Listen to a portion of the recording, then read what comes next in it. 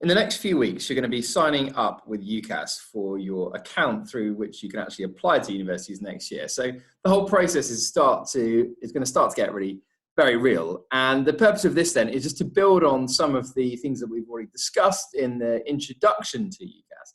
So I'm going to talk a little bit in a bit more detail about the structure of personal statement in particular.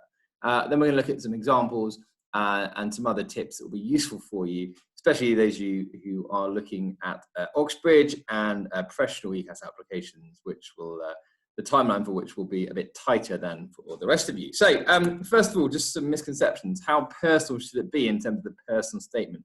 Well, the personal statement is for the universities to learn more about you rather than it being particularly personal from a sensitive perspective. So if you have any sort of personal circumstances, particular circumstances that you think the university should take into account with regards to anything really, then that should be something which your tutor puts in the school reference. Your personal statement is your opportunity to demonstrate who you are to the universities and really to sell yourself.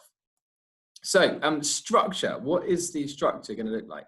So we advocate a 4-point structure here, and this is something that we've adopted for the past couple of years and sits well with the Uniform platform and has been effective in getting our pupils into some pretty good universities. So for all of these, really we're looking to provide specific examples. So the 4 paragraphs we're looking at are, first of all, the paragraph, really important to make a kind of high-level, punchy overview that provides an insight into who you are, a little bit about your personality, and why you want to study your chosen course. Second paragraph is the kind of academic section.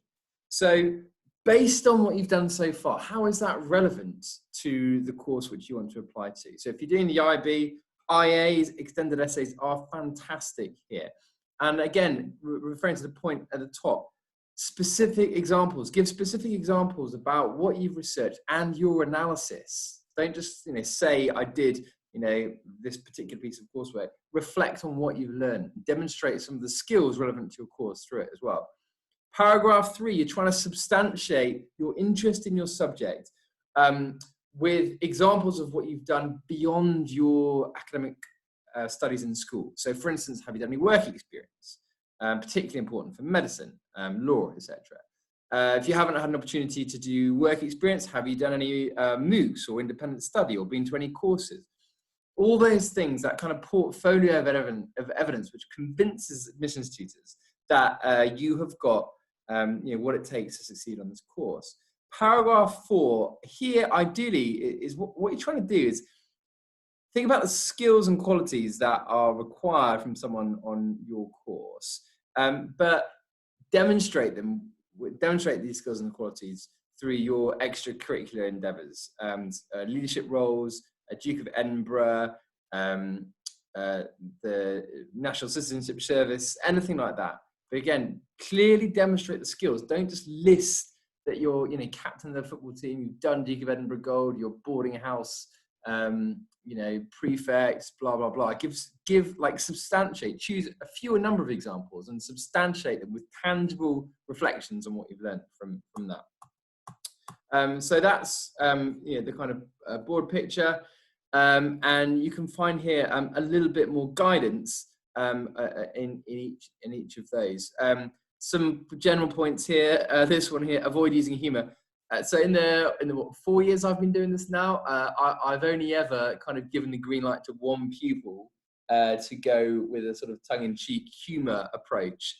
Very, very difficult to pull off. More often than not, doesn't work. So try not to use humour. Try and avoid all this. We'll talk about in a minute. Since I was born in a hospital, I've always wanted to be a doctor. All that kind of stuff. And avoid using quotes unless you really can avoid it. Your 4,000 characters are the best of times. Using additional characters and quotes, very difficult to pull off. Your interests, we've talked about that. If you can make connections with other subjects such as TOK, that's great.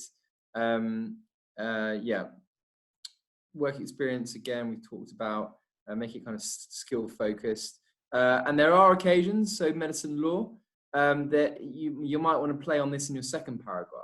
So you've got your big picture intro, and then you go into the work experience, the things you've learned, so you can actually switch those the other way around. But for all of them, it's this section here, the reflection on what you learned is more valuable than just a prestigious internship.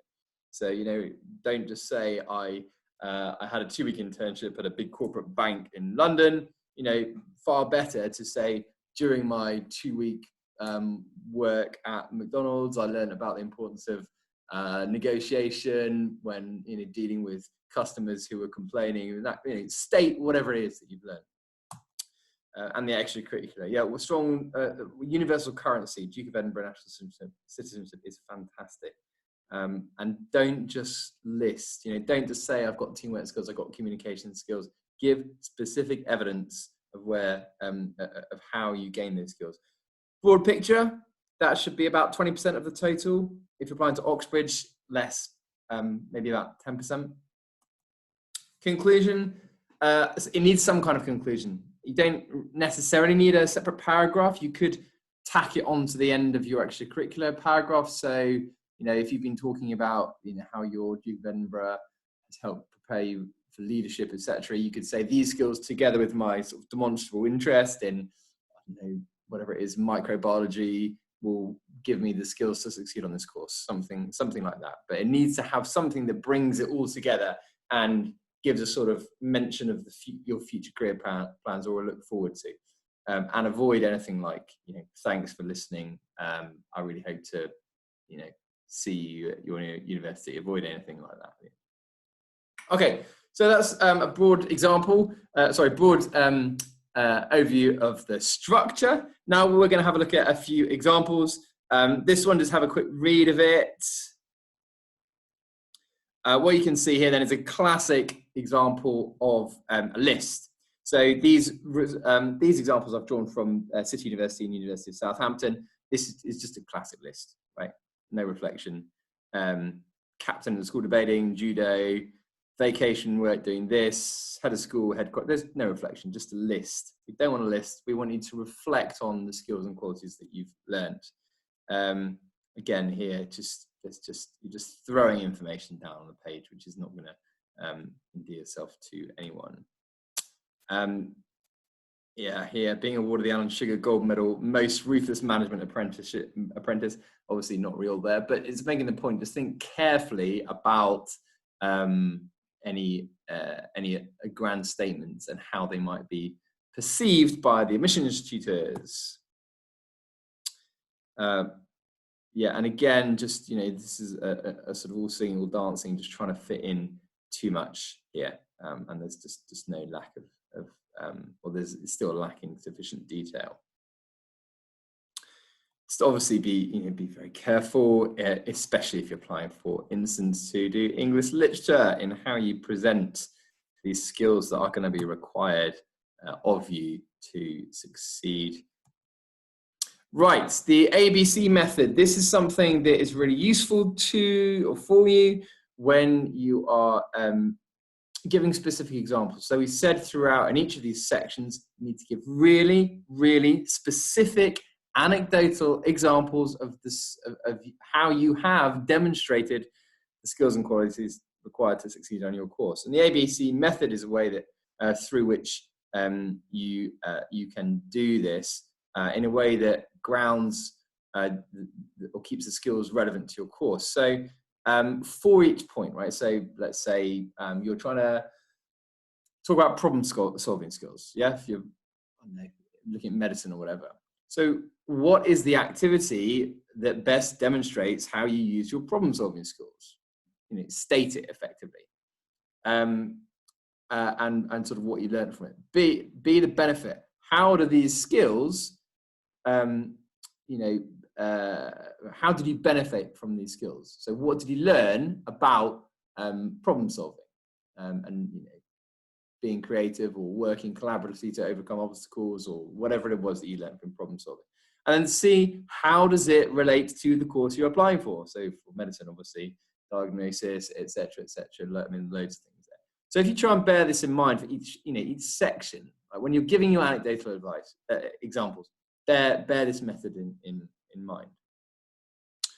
Okay, so what we're going to have a look at now is an example. Again, we'll stick with medicine here. I wanted to just have a look at these and then just try and identify the most relevant sections, or the sections which kind of add the most value to each of these. So this is for medicine. While shadowing in GI surgery, I observed a necrotic pancreatitis patient in severe septic shock who required a pancreotomy. Communication skills were crucial when conversing with relatives, as the doctor had to pitch an explanation of the treatment suitably with regard to the 50% survival prognosis and the implication of diabetes.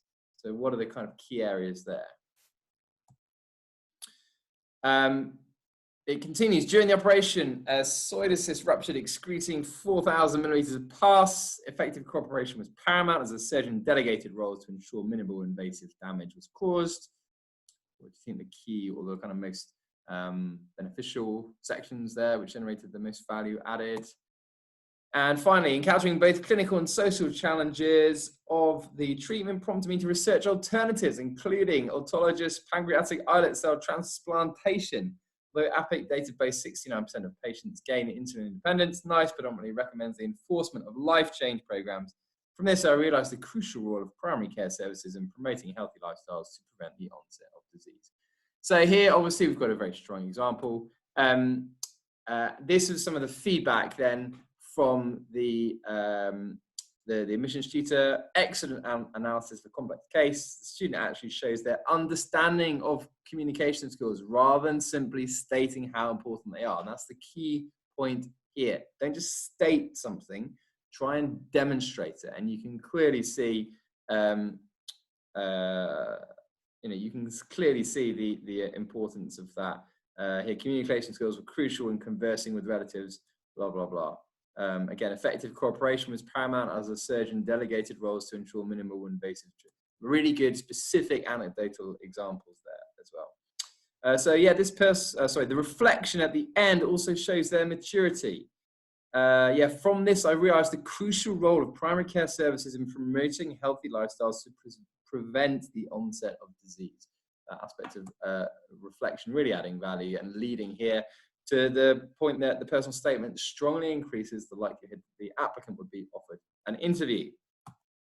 Right, a little activity for you. Then you might recall this photo that we looked at in the introduction. Which of these sheep catches your eye?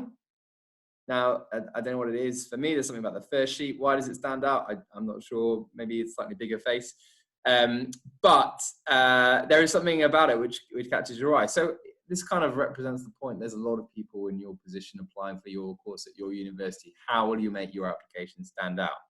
So, little activity for you to do. I want you to list 3 unique selling points that you would like to include in your personal statement and that you think university should really know about you.